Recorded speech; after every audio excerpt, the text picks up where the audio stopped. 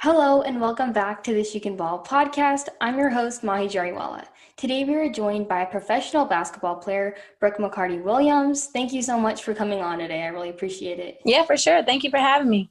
How are you doing? I know that you had a baby. Oh, I'm good. Adjusting to mom life, so everywhere right now, but I'm getting the hang of it.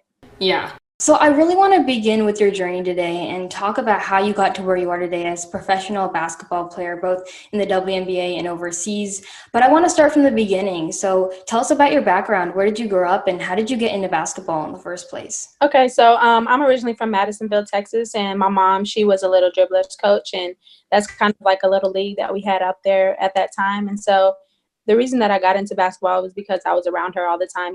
She coached older girls, and so I would go to her practices, play around with the ball and things. Yeah. So I kind of got attached at an early age. Was there a certain age that you decided, okay, like this is something I want to do as a profession?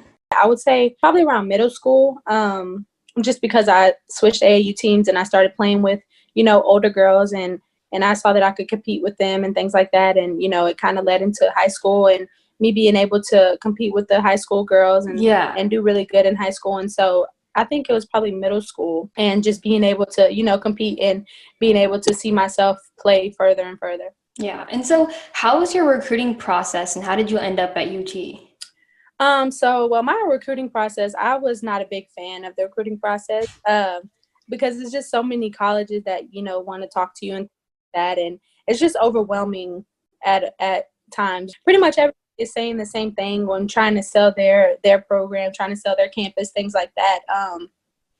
But for me, when I was in 7th grade, I went to the LSU camp, and at that time, Coach Travis, who was one of my coaches at UT, he was coaching there. And I really wanted to play with him because I really loved his energy and things that he brought to the table as a coach. And so when I was in 7th grade, I was like, one day I'm going to play for Coach Travis. I want to come to LSU. So mine was kind of set like, oh, I'm going to go to LSU. But then as it always happens, the coaching changes and things like that. And for me personally, I never wanted to go to Texas, which is weird because I always wanted to go out of state.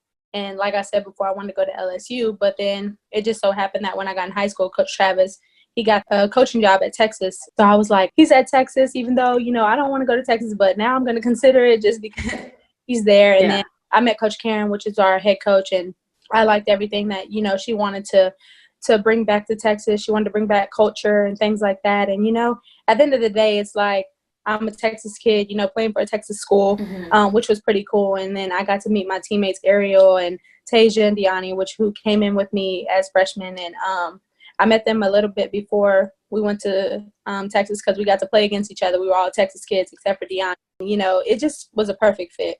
Yeah, so how was your college experience? And was there a certain moment that was your favorite? My college experience, it was, it was fun. My freshman year, it was kind of a rocky road just because, I'm adjusting. I was homesick and things like that. And you got to kind of adjust to that, college life, taking on at that moment. And so after my freshman year, I would say that it was a lot better just because I knew the campus. I knew the workouts, I knew the plays. I got a little bit stronger, things like that. And plus I had my teammates with me. And so that was fun. And so I would say that my favorite part of college was probably my junior year because I just had a really good season. And then I was, Big 12 Player of the Year. And so, it just kind of, I saw all my hard work pay off. And so I think that was my favorite year. And so how did you end up playing pro? I think that we know a lot about the whole college recruiting process, but we never really learn about what it takes to be pro. So how did you end up even getting into that?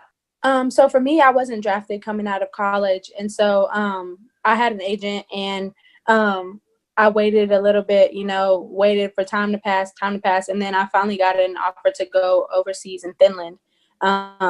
And so I went over there. So for me, it was kind of just being connected with my agent. Well, let me take it back. So after you go out of college, if you don't get drafted, well, you get an agent and then they potentially get you into a training camp in the WNBA. And then depending on how you do there, you'll either make the team or not. And then after that, you usually go overseas. Okay. And so for me, I went to the Sparks training camp, and after I didn't get drafted, and I competed there, got cut, and then a few months later, I went over to Finland. After that, I came back and I went to the Dallas training camp, and that's where I made the team and got to play in WNBA and things like that. And to get there, I would just say you have to work really hard. I mean, obviously you have to perform well in college, and then for overseas, you have to be able to have an agent who can connect you overseas, and they know kind of like the top prospects and things like that coming out of college. And so it's really about like overseas agents reaching out to you and things like that. And then if you don't have that, then you can send your film, things like that. So it's just basically about how you perform in college, honestly. And so you said you got cut from that LA Sparks training camp. So how did you kind of rebound from that and then start playing overseas in Finland? Well, for me, mentally, it kind of took a toll on me just because that was the first time where I really was just kind of like, I didn't really know what I was going to do after. I knew I could go overseas, but obviously coming out of college and things like that, if you're from the States, you want to play in the WNBA, the best of the best. And Exactly. so for me, it kind of took a toll on me mentally. So I came home and, for like 3 months, I didn't do anything with basketball. I took a break. Yeah. And so for me, that's how I bounced back, just because it made me realize that, as college athletes and things like that, we can get so caught up in, wanting to do this, wanting to do that, wanting to accomplish this and be in this, that when it doesn't happen, it can take a lot of athletes, it takes a toll on them, For me, the best thing that I did was basically just giving myself a break, giving my body a break, because at this point I was kind of burnt out, just because my senior year, I was trying to do everything right and be the best that I could be, to where I was working out all the time. I wasn't really taking off when we got off and things like that. And so my body and mentally, I was just burnt out from everything. And so I just had to kind of take a break and wait for that opportunity to go overseas. That's so true. I think taking a break, a lot of people don't look at it like that. They're like, oh, keep going, keep going, keep going. But, your body, your mind stops. And I think taking a break sometimes can be the best thing. So what do you think you kind of realized during that time?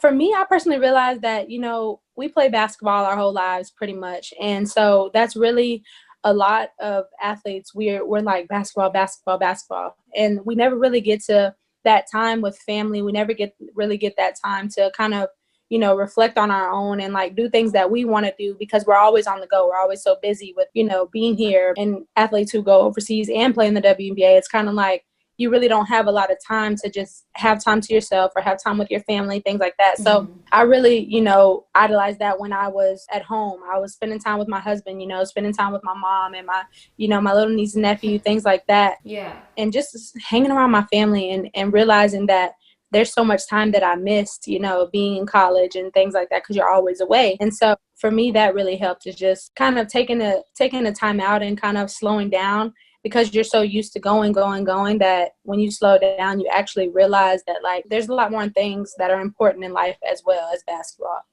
That's true. Yeah. I like the way you look at that. Like I said before, I think we put so much emphasis on that as well. Like if you want to get somewhere, you have to work. You have to work, 3 workouts a day. And I think I kind of had that perception like a little while ago. And I think now I'm kind of starting to realize like you have to start working smarter, not harder. Mm-hmm. Yeah, for sure. You definitely, like, don't get me wrong, it takes hard work to get to the top level, because obviously there's athletes who are super like vets and things like that in the league, and they're great players, and you want to compete with that, and you can't compete with that if you're not preparing yourself.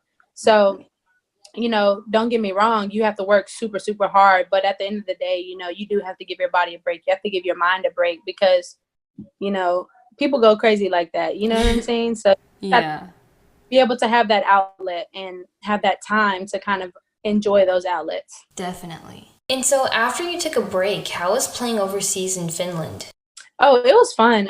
It was super cold, but but it was really cool to kind of just be able to be in another country, and you kind of sit there because we had a lot of time, because we practiced like an hour a day, and then we had like a game a week. And so we had so much time to really just like hang out, and just be to yourself, things like that. And it kind of makes you realize that, you know, it's pretty awesome. As much as you want to be with your family and things like that, you want your family to experience the same thing that you're experiencing, but it gives you time to kind of just sit there and, you know, realize that, dang, like I'm in another country playing the game that I love, you know.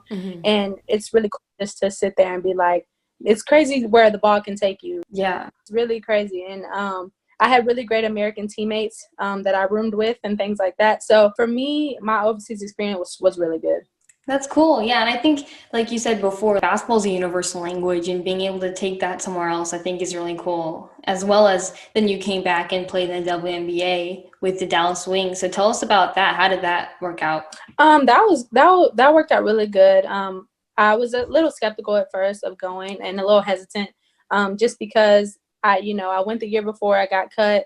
And I remember, you know, when you get in the same situations, you kind of get those feelings of like, I don't in this position, you know. So for me at first it was kind of like, I don't really know if I want to go back, and I don't really know, you know, because I don't want to feel the same way I feel if I don't make it. And you know, because it took a lot mentally just to get me out of that place, you know. And I think that's a lot of things that people don't talk about, is like, you know, when you're at home and things like that, as much as people keep going, it takes a toll on you mentally, because you've worked so hard, you know, over the years to be in the position that you're in. So at first, you know, my agent was like, Brian got the coaching job at Dallas, which was the coach at LA Sparks last year. And he was like, he wants you to come back to camp and things like that. And at first I was like, no, you know, I don't do it. You know, I was like, I don't know. I don't really want to do that. And so, you know, I got to talking to my husband and things, and he was like, you know, you never want to regret not doing something just because you're uncomfortable.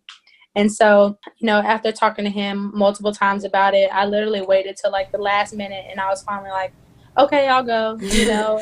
So, and me being overseas, I always get really homesick and things like that. And so I was homesick, you know, I wanted to come home and just be, you know, hang out, live that normal life, you know.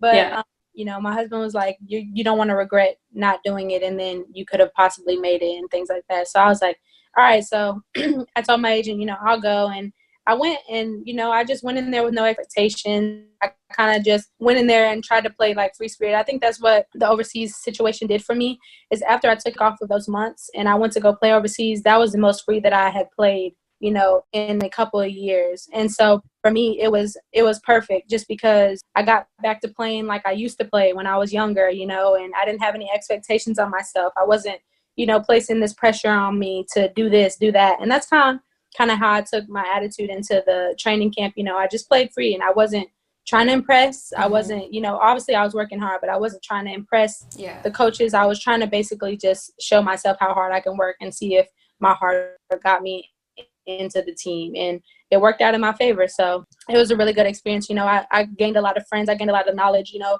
I still talk to all my teammates. So it's pretty cool. Yeah, that's amazing. And I love like your kind of aspect on that. So like last season, I kind of am going through the same thing where, you know, I would play well in practice, and then in games, like, I would put too much pressure on myself. I'll get super nervous, and I was putting in the work. So I was like, why isn't this stuff translating? And I think like now that, you know, like we haven't been playing, I've kind of taken a break from playing games, and I've still been practicing, but I think it's helped me realize like I play this game to have fun. Like that's the reason you're supposed to play this game. I think this break is going to help a lot of athletes kind of get their mind right on that. Yeah. For sure. You gotta have fun, because once you start, and that was my problem as well, you know, and I think every athlete pretty much goes through it, is where they go through a period of where, you know, you're working so hard and you're trying to be the best that you can be, you know, placing that pressure on yourself to be this perfect person. But in the reality, like, nobody's perfect. No player is perfect, you know, like people have good games, people have bad games. And so at the end of the day, like if you're not having fun with it and you're putting so much pressure on yourself to be this person, you know, you got to kind of take a step back and kind of find that love for the game again. That's how you have fun, and that's how you do your best when you play and you have fun. Exactly. Like I wasn't really serious about basketball, and I think I started going to this gym, and we used to just play open runs. And like now that like I really think about it, like that's really where like my real passion for the game started. So I think that's so true. Just having fun. Yeah, with definitely, it. For sure. Yeah. So you talked about, you know, like getting cut from the LA Sparks team when you first tried out, but like what were some other obstacles you had to face along your journey? For me, It wasn't really a lot. It was just more, like I said, mentally, it was, not being drafted, one, and then being cut, two, and then, I had an agent, and it just sometimes you just don't mix well, and he was a good agent, but at the same time, he wasn't getting the job done for me, Yeah. And so I stayed with him for a couple months, and then going into like end of October, I had to switch agents. My agent now, Jay, and I relationship with him before, going with the other guy and things like that. And to me, loyalty is huge. And so when I was with the other guy, I was like, I'm not going to switch agents because I'm going to keep, giving this chance. But at the end of the day, you have to kind of do what's best for you. Yeah. And so I had to switch agents mid season of overseas when I wasn't over there because, everybody was gone and then I was still home. So and I'm like, like, what is it? Like, why am I not going to play? So that was another big thing was like, I wasn't overseas yet either. So it was kind of like still kind of weighing on me mentally just because I'm like, okay, well, I'm supposed to be overseas right now and I'm not. Yeah. So I switched agents. Literally within a week later, I left to go over to Finland. And so I think that was another, big obstacle that I had was being at home and I know you're not, you don't compare yourself to other people, but it's kind of like when you're seeing people go overseas, it's like, dang, why am I not going, Yeah. And so I think for me mentally, that part was kind of, messing with me as well, just because it was like, I didn't get drafted. I didn't do this. Everything's just not going how I planned it to go, And so, yeah, that would just be another one. And then after that, it was, just kind of being overseas, being homesick, which a lot of people I'm pretty sure have that and missing family and things like that. And then, coming home and having to go right back. Yeah. It's kind of just like, at that point, like I said, it's just a lifestyle. You just got to keep going. Yeah. So you're also a smaller guard. And so like, how have you learned not to let that get in your head? Because I've seen you play, and you ball out there. And so like, how do you not let being smaller? Because I know a lot of small guards probably can let that get to their head and start comparing themselves to others. So how did you deal with that? For me, from a young age, I always knew like once I get in the gym, I know that, I'm going to work hard. So it was more about me focusing on me. Like I was never the type of person where I was like, dang, I wish I had her height, I wish I could be this. I wish I could be that. I was never the type of person to compare myself on the court, to anybody else because I knew that I was going to outwork people, and if they were going to have a conversation about me, it was going to be more about my efforts rather than me being small, Yeah.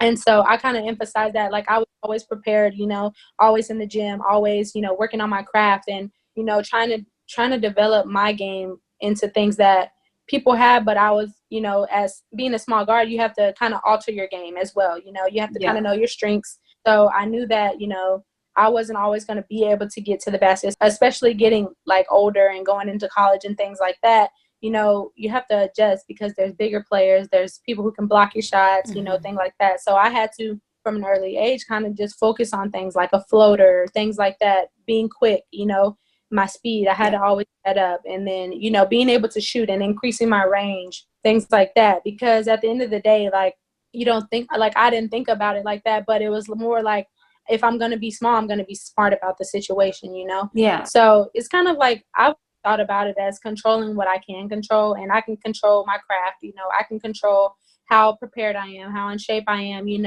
watching film and being able to see where I can, where I can fit in, Mm-hmm. And so for me, it was always about that, as being prepared basically, and not worrying about, not really comparing myself to other people, because at the end of the day, what can I do? I can't change my height. You know what I'm saying? But Exactly. I can control how I utilize my height, Mm-hmm. So Yeah, and I love that. I love like the confidence that you had. It's like, what is your personal recipe for confidence? I think for me personally, it came from being in the gym. If you want me to be honest, like I said, I was always prepared. Like there's not a night that I wasn't in the gym. There wasn't a time that I wasn't working on trying to perfect the things that I was already good at. Yeah. Because I'm always, how I looked at it is I was always a step behind because of my height. you know? Yeah. And so if I'm going to be that step behind, if I keep that on my shoulder as like, oh, you're behind because of this, that made me work harder and be like, all right, well, I have to get in the gym and I have to be able to do this. I have to be able to do that. And so that helped me was just, you know, always thinking of myself as behind instead of, you know, like, oh yeah, I'm out here competing. Like, I know I'm competing with you and I know that, you know, I know that I'm good, you know? Yeah. And so I never was really like, oh, I'm good. Like, let me get complacent. No, I'm good, but I'm still a step behind. Yeah. That kind of underdog mentality. Yeah. And so, like you talked about, like you talked a little bit about your game, but you're just a playmaker, I think not only for yourself, but for your teammates. And so as a point guard, like what's your leadership approach? For me, I'm more of lead by example. I'm not super vocal. And so for me, it was always like, I'm going to work hard and I'm gonna, you know, come to work every day. And I think in college, you know, not being vocal and having to be that leader, I had to bring something else to the table, you know? Yeah. And so I was always going to be the person who was going to work hard so that people will follow me, you know? So they see me putting in the work. They see me, you know, in the gym all the time. They see me doing this. They see me doing that. So it's easier for them to trust me when we're on the court, Exactly. you know? So I can instantly get your trust if you see me putting in the work. And I never want people who would like say this, say that, say this, you know, and not showing them that I'm putting in the work as well. Yeah. So for me, it was lead by example. I like that. And so, you know, you coming back to the WNBA and WNBA scene, what did it feel like when you first walked out on the court as a WNBA player? I'm not gonna lie, for the first time in a long time, you know, I was pretty nervous. Just because I didn't want to mess up, if that makes sense. Yeah. Finally got to the big stage, you know, and I didn't want to mess up. But when I went out there, you know, it's just like, honestly, basketball is just a game, you know, Yeah. and you have good games, you have bad games. And so no matter what, when you're going up the level, like the work that you put in, that's the confidence that you have when you walk out there. Yeah, I was a little nervous, but at the same time, it's like, you know, I worked to be here. Yeah. It's not like I just, you know, walked in and was like, I'm gonna be in the WNBA, you know, like I worked my butt off to be in the WNBA. Mm-hmm. So after I got all the nervousness out, I kind of had it as like, you know, like I deserve to be here. Like I put in the work, you know, it wasn't just given to me. So after that, you kind of walk with this confidence as like, okay, I'm here. So what am I going to do with it? Yeah. Exactly. On this podcast, I always like to bring up women's basketball, and like that's a huge reason of why I make these, and it's just to inspire other young girls that are passionate about basketball to kind of help expand their knowledge.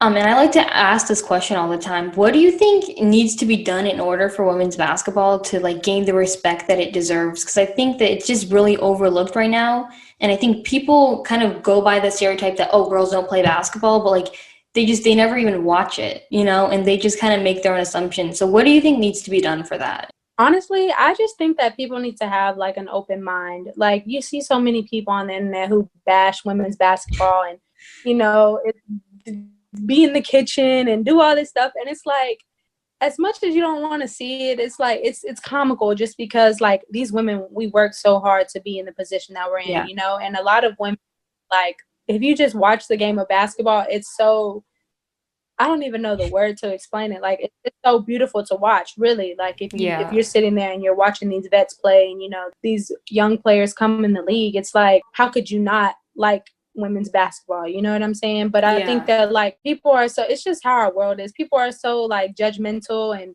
things. It could be, women's basketball could be as good as men's basketball, and they would still pick out something to kind of, like, push us down and be like, well, they don't dunk, or, you know, they don't do this, they don't do that. Okay, for women, you know, and some of the women do dunk. So it's like half of these people who are saying these things, and, you know, it's people who are really irrelevant, you know, to everything. You know, men's basketball, people who have seen women's basketball and who are invested in basketball know when they watch women, you know, people in the NBA, things like that, it's like they have the utmost respect for these women, you know? Yeah. But it's like people want to say something, you know, to get, I don't know, just to get a compliment. It's kind of like half of these women, most of these women, if you played against them, they would kill you. Yeah. Like, you know what I'm saying? Like, it's like, so it's like, I really don't know what can be done, because at the end of the day, it's like everybody's going to have something to say, Yeah. But I think that, with the NBA players giving respect and things like that, maybe something will come around, But at the end of the day, I really don't know exactly what could be done to give these women the respect that they deserve, honestly. Mm-hmm. Yeah, and I like how you brought that stuff up because, like, in previous podcasts, and I remember my first one, and the guy was saying that apparently someone was saying, oh, yeah, like, I don't watch women's basketball because they don't dunk. And he was like, if that's all you care about, don't watch it. Do watch something else. Like, Exactly. they were talking about like women's basketball, I think, is like people that genuinely like that watch basketball, people that know basketball, that care. Like there's so much stuff that goes on with women's basketball, pick and rolls, like you're running, it's not just dunk, dunk, dunk, like we're doing different things. Yeah. So definitely. Lastly, what is the best piece of advice someone has ever given you? Well, I would say my grandma. My grandma, she is very, blunt. And so when I'm not, feeling myself, or, when I'm having trouble with, basketball or anything like that, she'll tell me, you were given a gift, and so you decide how you use it. And so I think that's the best advice that anyone has given me, just because, I do have a gift. Like I'm small, like I've made it to, places that people want to make it, and so Yeah. Exactly. think about it, like I've gotten the opportunity to meet so many little kids who look up to me. I've gotten the opportunity to be in certain situations. I've gotten the opportunity to, go through adversity and build my character through basketball and things like that, And when you look back at it, it kind of speaks to, your craft, and it speaks to your gift. Like God gave me this gift for a reason, so I can reach these little kids who are smaller and who want to be, in the WNBA, NBA, whatever the case may be, who want to go play professionally overseas, Yeah. And so I think that that's the best advice, because, when you're thinking, oh, like, I don't want to do this, or, like, I don't know why I'm doing this, why am I working so hard? Then you meet somebody and they're like, I look up to you, and da-da-da-da, and that's why you do it. So Yeah. All right. Well, thank you so much for joining me. I really enjoyed our conversation today. for sure. Thank you for having me. Well, that's the end of the podcast. I hope you guys enjoyed today's episode. Brooke shared so much knowledge, and I hope you guys learned something. Make sure to follow us on Instagram at chi.can.ball, and I will see you all next time.